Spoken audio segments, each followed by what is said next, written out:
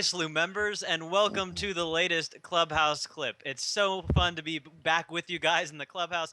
I appreciate you guys lasting through this dry spell where the Canary Islands, there were some dust storms going on. There was some weather going on, and you can see there's still some weather going on by the clouds here in the live all sky view, but that, frankly, is not going to stop us here tonight. We are going to get through it, and we actually have some great live views of some very, very cool galaxies coming up. They are some of our galactic neighbors in the sky that are both very unique, but in very uniquely similar ways. We're going to talk about how they've been evolving through the course of the universe's history and have a really great way of showing it to us and through our telescopes. So thank you for coming along for the ride. This is our giant galaxy night.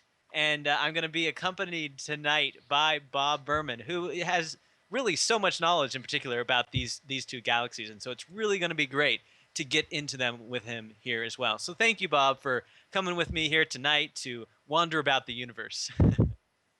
Are you kidding, Eric? This is so exciting.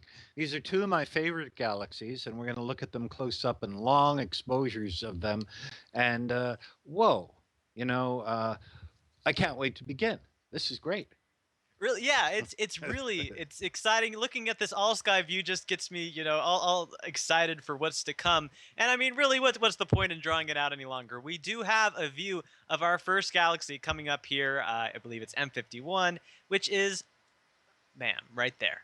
This is our galaxy number one, and we're gonna see it in the next few minutes just flush into color. And this is a live view here, and it's being processed live in front of our very eyes. This is Slooh, and we're gonna talk about the mysteries and the discoveries of this object as it's coming into view. But yeah, isn't this a great galaxy to start with? Yes, it is.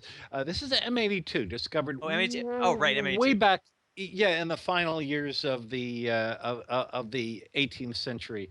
And what to make of this? I mean, you can see that is this some kind of odd elliptical galaxy? Is it an irregular galaxy? As time went on, we could see that there's material coming from the center, and wait till the color image comes through. And then it was called an exploding galaxy because it looks like someone set off dynamite in the middle of it, except not a single supernova has ever been seen. And then when we were able to start measuring things well enough, we saw that it was only 12 light years away. That's darn close, one of the closest galaxies to us. And it's a member of a pair. They're only separated by about the width of the Milky Way. Imagine one Milky Way width separates a kind of normal spiral galaxy M81 from this. This one's only about a third the size of our Milky Way, but something is happening to it. And it turns out that its companion galaxy has been stirring it up. They're in a state of near collision, they're going around each other. And this one is tidally stressed to produce bursts of activity. And should I keep going or give you a moment to say anything? I mean, I could just keep going about this because it's so exciting. Well, I just have, I mean, so many questions to ask about it. That's amazing. Like, for us to be able to understand that these galaxies are interacting, like, how do we learn about that? How do we figure that out? Like, what are the signs that tell us that? Right. Well, in this case, the sign is right there in front of us that something weird is happening, and weird stuff doesn't happen without a reason. Things really changed in 1953 when we got our first radio telescope images of it, and it became obvious that it was the brightest in radio wavelengths in that entire region of the sky in the Big Dipper. And so its name changed again. Instead of a irregular galaxy or an elliptical galaxy or an exploding galaxy, we started calling it Ursa Major A, the loudest source in radio wavelengths. And then when we launched a X-ray telescope for the first time in the 1990s, we found that it's an intense X-ray source, except the X-rays are not coming from the exact center the way you'd expect in most galaxies that have a supermassive black hole. They're 600 light years from the center. It's off center. And turns out it's the first ever intermediate mass black hole. Not an ordinary star sized black hole like Cygnus X1, not a supermassive core black hole like the one we see sitting heavily in M87. Now, this is a strange one Oh, that's off center. and And look at look at this. this. This is it flushing into color right now. That's This is just so great. gorgeous. And that still wasn't the end of the story.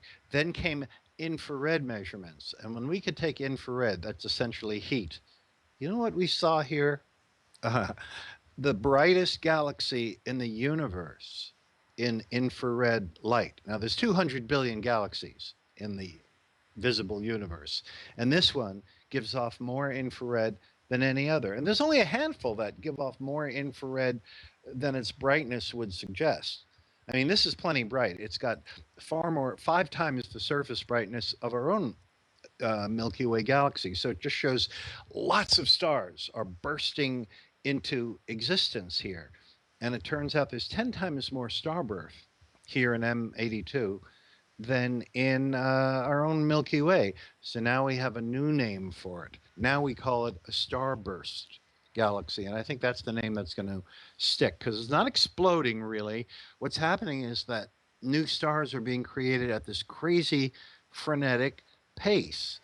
And in doing so, we're getting an excess in all parts of the spectrum in the visible, in the infrared, in the X ray, in the radio uh, part. And in some of these, it's downright intensely riotous in the radio wavelengths, in the infrared. In other words, there's more heat coming from this than any other perceivable galaxy in the entire universe. So it's a very, very special event. The very nearest galactic collision to us, only 12 million light years away. You know, considering that we could see galaxies billions of light years away, and sometimes do. Our Slooh members sometimes choose very distant galaxies. They don't look like much because they're so tiny that they look like little smudges at that distance. But this is the closest. And it serves as really a great analog for what's about to happen to us. I say what's about to, but maybe in terms of the universe, we have a collision to look forward to with Andromeda. The galaxy is coming to the Milky Way for a visit, for a very long-term visit, and we're going to experience some things. And I mean, would we expect things like bursts of star formation to happen to us once a collision comes our way? Absolutely.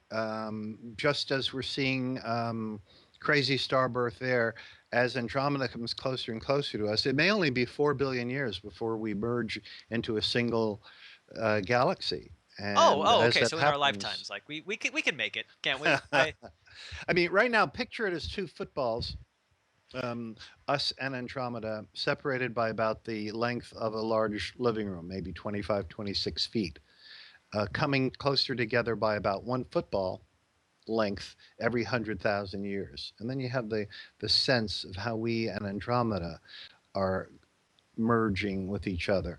The distance decreases by 70 miles per second, but that's what it amounts to in terms of the two bodies coming together.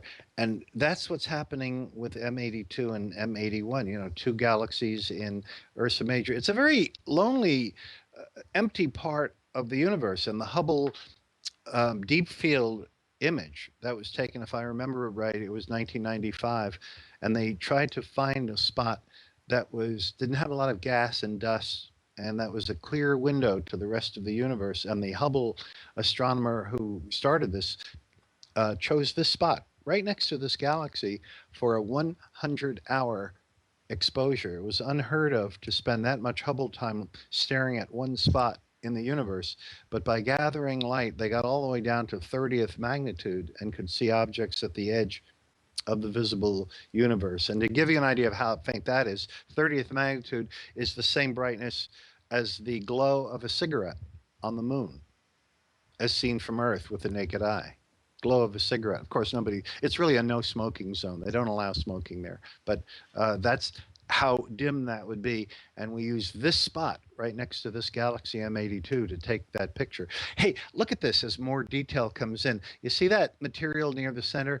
It turned out with infrared photography that this has spiral arms that could be seen in infrared. So it turns out it really is a spiral galaxy after all. And speaking of spiral galaxies, Yeah, that's a good whoa, example. Well, our whoa, wonderful whoa, whirlpool we're galaxy. going to M51 now, and this is, if you can possibly top M82, M51 does this. Now, here, quick history of M51. Discovered by Charles Messier in 1773, and it was just kind of a blurry thing. And it took a full lifetime before telescopes got good enough to see it as a spiral. Lord Rosse did that in 1845, recognized its spiralness, but it wasn't thought to be a galaxy. It was thought to be maybe a solar system. Like the center would become a sun, and those spirals would become planets going around it. And he found 14 of those. So for decades, there were 14 spiral nebulae known. And they were thought to just be in our own Milky Way galaxy. It took until Edwin Hubble showed us that these things were actually separate island universes, as they were called then, island universes, to know its true distance. Which, by the way, what the heck is its true distance? You'll see figures of 20 million light years, 37 million light years. Oddly enough, this very famous whirlpool galaxy, we're still not sure of its distance. And so the distance estimates are still discordant. In any case, it's about half the size and mass of our own Milky Way, but enough beating around the bush. What's special about it is that it too is a colliding galaxy. We just looked at one colliding galaxy, and you can see that there's two galaxies in a state of collision. The one above it is the small galaxy NGC 5195, and material is stretched between them like pizza cheese being pulled from the main galaxy to the other. In truth, that smaller galaxy passed right through the larger one about 500 million years ago, before there were even dinosaurs, then passed through it the other way about 100 million years ago. So that little galaxy at the top is like a spider, like a fly trapped in a spider web. It's gravitationally bound. It can't escape. It's going to be pulled in. It's going to merge with the larger galaxy. It's now orbiting around it tighter and tighter and closer and closer. It's losing its integrity. Um, but there's something else strange around it. Remember what you and I talked about before the show began?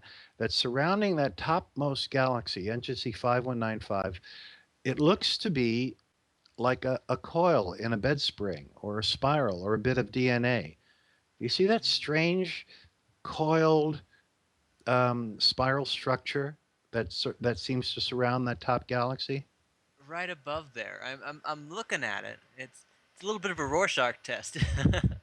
Yes, but you can see enough of it, especially as our Slooh telescope brings the image into greater and greater clarity. You can see on the left side that it's not just an up and down gas cloud, it's circular, it's a spiral, it's a coil, like a bed spring.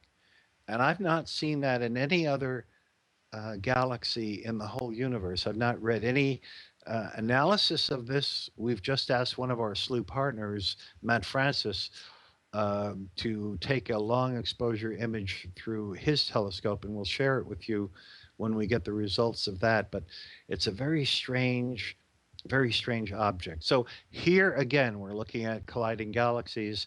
And remember a moment ago when we looked at M82 and said that that had an infrared excess, in fact, more infrared, more heat coming from it than any other galaxy. Well, there's just a few other galaxies in the universe that have an infrared excess. In other words, more infrared relative to the visible light.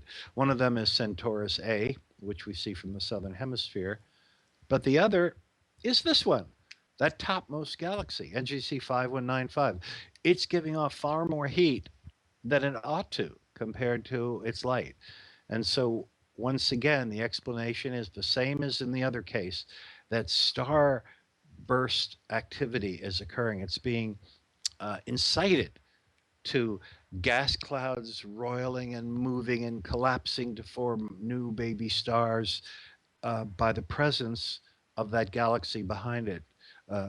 Actually, the other galaxy is actually in front of it, close to it, capturing it, and this is producing intense starbursts. And actually, both galaxies. I think Eric, you mentioned before that in the main galaxy for another 100 million years, there should be excess starbirth also. It's just stealing up all the gas and dust in the galaxy way, way before its time if it wasn't going to be merging like this. And so it, it's amazing to think about because it's on such a large, long scale. You were talking about how these galaxies crisscrossed each other before even the dinosaurs were around for us. But these galaxies are evolving on these really long scales, which can be made considerably shorter by this merging. And so oh, and here it is coming into full beautiful color. My And you goodness, can is see this significantly beautiful just the or is this dust lanes. beautiful? My goodness. You know, and when we talk about the expanding universe, the galaxies we saw earlier are really part of our local group, or at least on the fringes of it. So they're not showing much expansion at all. But this galaxy pair is racing away from us at 350 miles per second. So as you and I converse and talk about it, Eric, every second it's 350 miles farther away. So it is participating in the expansion of the universe while that topmost galaxy continues to orbit around the bottommost one. And is this a thing of beauty? And it's natural color too. We're seeing the true colors here. And so this is really slew members. This is a miss it if you blink moment. If you happen to blink for hundreds of millions of years, but it's very very much going to be just for a certain amount of time that we'll be able to see this beauty. And I'm just loving how you can see trails heading off the galaxy. Like right here is one in particular that's just you can see sort of this dynamic process that these galaxies aren't in the standard spiral shape you would recognize it in. There's been disruption here that has been caused by the chaos of this merging. That's right. And of course, the main bit of disruption is that long thing like stretched out taffy being pulled from the main galaxy, the Whirlpool galaxy, to that companion. And that's right, that long string. And this is true color. You know, very often we get astrophotographers who like to crank up the blues in this galaxy. That is, the hot stars are glowing blue, the pinks are uh, glowing hydrogen gas regions that are giving off what's really the universe's favorite color at 65, 63 angstroms in the red. And we're seeing it all in the actual colors. You know, we could of course fake it and crank it up and make it artificially bluer, but this is how it really looks in real life. I'm still now looking at that topmost galaxy and how it's sitting in this very odd formation of what appears to be nebulosity.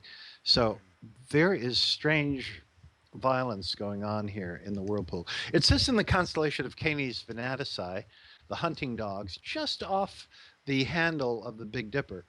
And so you'd think that's an odd place for a galaxy, but it's really a member of the Virgo cluster of galaxies. And if you think of where, if you know the night sky a little bit and know the constellations, Virgo is out as the Big Dipper is out. So they're not terribly far away. So this is really a member of the Virgo cluster, the nearest super collection of galaxies, about 5,000 galaxies that we ourselves are just sitting on the fringes of.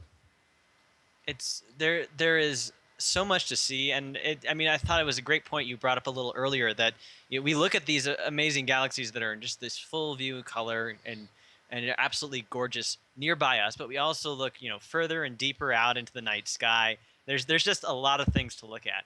And I also wanted to mention in particular that we've gotten a little bit more into planets recently. There's going to be a lot of planet stuff at Slooh that's going to be coming up. We're going to be having actually Friday night. Saturn is going to be at opposition. It's going to be closest to us at Earth that it's going to be this year.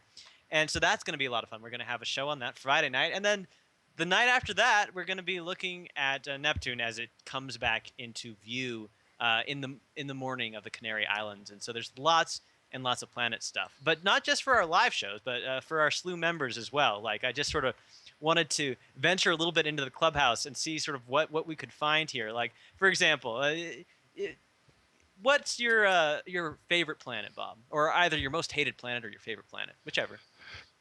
In the Well, solar. Saturn, just All because right. it's so darn beautiful. You know, it doesn't show the detail Jupiter does, but it's so beautiful, as everybody will see when they join us on Friday night. So yeah, I'm looking here. I just searched Saturn in the search box in the clubhouse, and look, there's all this stuff that just there's a Saturn watch group that's popped up. Somebody asking for a little bit of help in imaging Saturn, and then people will be coming over to help. Looking at Saturn from Chile. Just talking about Saturn. So if you're passionate about a particular planet in the night sky, just search for it, and you will find something for yourself. And if you can't find that particular niche on that particular planet that you're looking for, hey, you can create it here. That's also something that you can do. So there's a lot of fun to be had, and of course, we're going to be going through the planets with our live shows because there's a lot of particularly interesting things happening with those outer planets this week, and so that's going to be a ton of fun. So we've been moving, from far outward, deep sky objects to getting a little closer into home. But at the same time, as we've been talking about these galaxies, they act as examples of what we may experience in the future in the Milky Way, and give us examples of how galaxies form and evolve, and which is so important to understanding ourselves. So it's a great path to travel along. And as we're sort of closing here on this show, I was wondering, Bob, do you have any sort of last thoughts about these really fantastic galaxies that we were able to explore tonight?